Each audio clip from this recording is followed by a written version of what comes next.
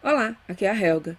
O cardeal Zen condena a globalização e a intromissão da China em outras nações. Na China, o povo é escravo do Partido Comunista, declarou o bispo emérito de Hong Kong, completando: os pobres dos países pobres não sentiram que tivessem recebido qualquer ajuda dessa economia mundial globalizada. A notícia é do LifeSite News, do dia 15 de maio de 2020, há, portanto, 4 dias já. O cardeal Joseph Zen condenou o fenômeno moderno da globalização, criticando ao mesmo tempo a China pelo papel que o país está desempenhando na comunidade internacional, bem como entre seus próprios cidadãos. Bom, aí não há nenhuma novidade, não é?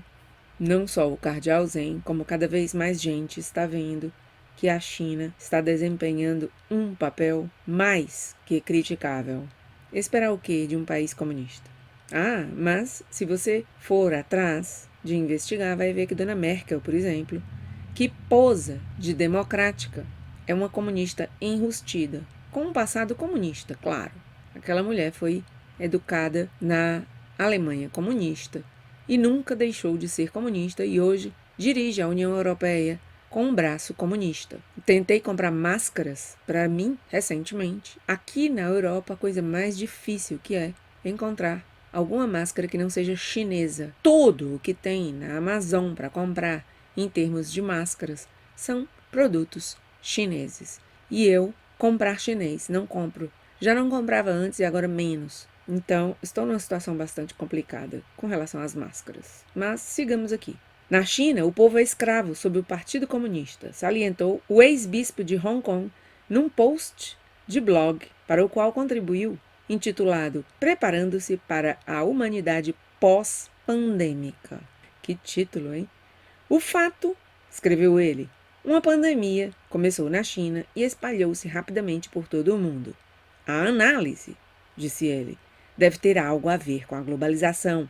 A globalização é um fato e o enorme aumento da mobilidade das pessoas explica, em parte, a rápida propagação da pandemia. O cardeal Zen é um dos 3 cardeais que assinaram o apelo pela Igreja e pelo mundo que eu trouxe ao meu canal, alertando que a pandemia do bichinho está sendo usada pelos líderes mundiais como pretexto para controlar as pessoas e despojá-las de seus direitos fundamentais, fornecendo um prelúdio perturbador para a realização de um governo mundial fora de qualquer controle.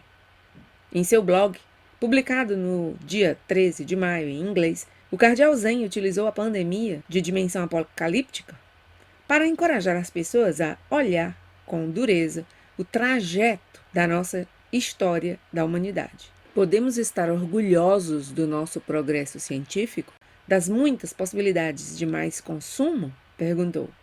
Salientou ele que há 2 aspectos da globalização e disse: o Papa João Paulo II costumava distinguir uma globalização da solidariedade de uma globalização da marginalização, uma operada por pessoas que se preocupam com o bem real de todos os seres humanos e outra impulsionada pelo interesse egoísta de indivíduos e grupos.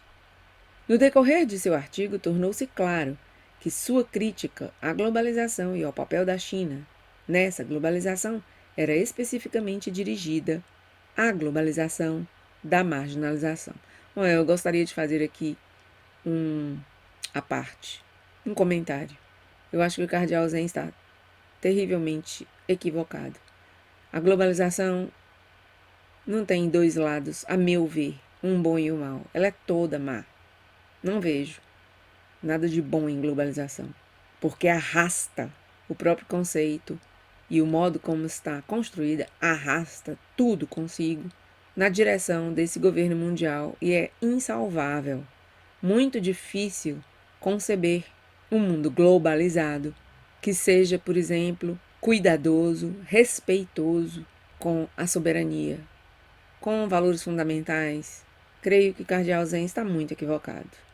Voltando aqui ao artigo, embora muitas pessoas tenham dado as boas-vindas à globalização no início, Zen disse que o resultado real foi muito decepcionante. Segundo ele, os pobres dos países pobres não se sentiram ajudados por essa economia mundial globalizada.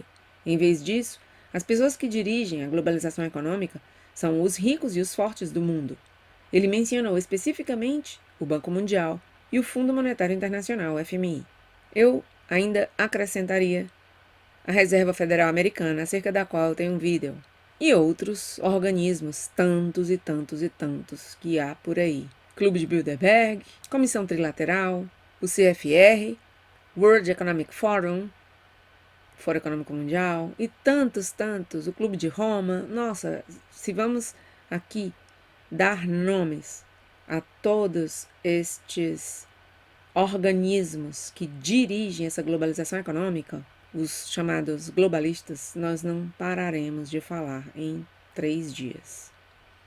Voltando aqui mais uma vez, Zen lamentou que, com demasiada frequência, esse tipo de organizações acabem por ajudar os governos dos países pobres, os ricos e os poderosos desses países, e não os pobres, porque os pobres dos países pobres não foram convidados a tomar parte ativa nesse processo. Os gestores da globalização planejam a economia mundial com escassa consideração pela situação e pelas necessidades locais reais, prosseguiu Zen. Os governos locais e outros operadores, ricos e poderosos, podem estar mais interessados em levar o dinheiro para seus próprios bolsos do que em ajudar as pessoas pobres de seu país. O cardeal voltou então a sua atenção para a China. No passado, Zen tinha criticado severamente o tratamento chinês da Igreja Católica, bem como o acordo que o Papa Francisco fez com a China. Sobre isso eu tenho também um vídeo. Apesar de a China ser amplamente considerada rica e forte, Zen exortou os leitores de seu blog a distinguir entre o povo e a nação. Então aqui o cardeal Zen está chamando a atenção para essa coisa que não se deve confundir povo e nação. Na China, o povo chinês é um bom povo, mas, e ele utilizou, creio aqui, mal a palavra nação, e eu teria dito o Partido Comunista Chinês, há que fazer uma diferença entre o povo chinês e o Partido Comunista Chinês. Acho que ele também não soube expressar-se aqui. Não é a distinção entre povo e nação, e sim entre o povo e o Partido Comunista Chinês, que está na direção da China hoje em dia. Isto é, desde 1949, não? 70 anos já, 71 anos de comunismo. Voltando mais uma vez aqui. Num regime totalitário, diz o cardeal Zen, o povo contribui para a riqueza da nação, mas não obtém uma parte justa da sua prosperidade. Na China, o povo é escravo sob o Partido Comunista. Aos escravos não é permitido o luxo da dignidade, disse Zen, em termos inequívocos. Nesse momento, até o povo da China tornou-se um problema, disse ele. Sob o domínio e o mau exemplo de seus senhores, o povo chinês perdeu suas virtudes tradicionais. Num mundo de luta pela sobrevivência, o povo recorre à mentira e à violência, tal como seus senhores. A China tornou-se uma ameaça para o mundo. Nisso aqui eu estou de acordo com ele. A China tornou-se uma ameaça para o mundo. E creio que agora, nessa crise do bichinho, uma boa parte do mundo despertou para essa realidade. Vi a notícia de Trump dizendo que suspende toda consideração pela OMS. E os chineses comunistas reclamando de Trump por suas últimas declarações contra a OMS, que está, na verdade, sendo manipulada, dirigida pelos chineses comunistas. Voltando aqui mais uma vez. Zen comparou a China com as potências coloniais da época anterior às 2 guerras mundiais, chegando à conclusão de que os novos colonizadores são piores que os antigos.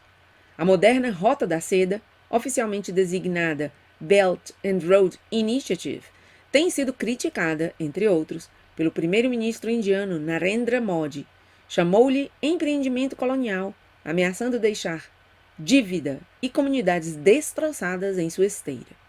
O governo chinês tomou posse de um porto em Sri Lanka. O porto foi entregue à China por um contrato de arrendamento por 99 anos, que foi imediatamente descrito por alguns como uma erosão da soberania de Sri Lanka. O porto, de 1,3 bilhões de dólares, foi aberto há 7 anos utilizando dívidas de entidades controladas pelo Estado chinês, informou o Financial Times em 2017. Mas, desde então, tem lutado sob fortes perdas, tornando impossível a Colombo, e aqui essa é uma referência à cidade mais populosa, e sua capital comercial. tornando impossível a Colombo pagar suas dívidas. O cardeal Zen salientou que uma vez que o bichinho parou a vida, tal como nós a conhecíamos, nós agora nos demos conta de que muito mais importante é a verdade, o nosso direito à informação e a liberdade de expressão. Em estreito contato com a morte, nós somos encorajados a buscar os valores humanos e da evangelização com mais determinação, disse o prelado de 88 anos. Descobrimos que os verdadeiros heróis não são aqueles que costumávamos admirar nas telas, mas aqueles que se sacrificam no serviço aos doentes, aqueles que se preocupam em manter limpo e saudável nosso ambiente. Finalmente, acrescentou, apreciamos nossa fé, que nos ensina que somos filhos de Deus, irmãos e irmãs na família humana. Obrigado, Senhor, por esta lição da pandemia, terminou ele. E aqui eu fico muito preocupada de ver o cardeal Zen falando em somos filhos de Deus, irmãos e irmãs da família humana, sem deixar muito claro que filhos de Deus, irmãos e irmãs da família humana, eu não usaria essa expressão família humana, que é muito cara a Francisco, para fazer encontros ecumênicos, como aquele convocado por ele para o dia 14 de maio, quarta-feira passada. Família humana é uma coisa uma expressão que não é católica, realmente, pelo menos eu não a reconheço como católica. Vejo muito como uma expressão muito utilizada por essas organizações globalistas, maçônicas, que estão por aí, tão ao gosto de Francisco. Então aqui eu tenho essa crítica também para o cardeal Zen. Creio que ele deveria ter deixado claro, mas também podemos entender com boa vontade para com ele, que ele aqui referiu-se a irmãos e irmãs, filhos de Deus, os católicos. E família humana aqui está demasiado, penso eu. Nada mais, até meu próximo vídeo.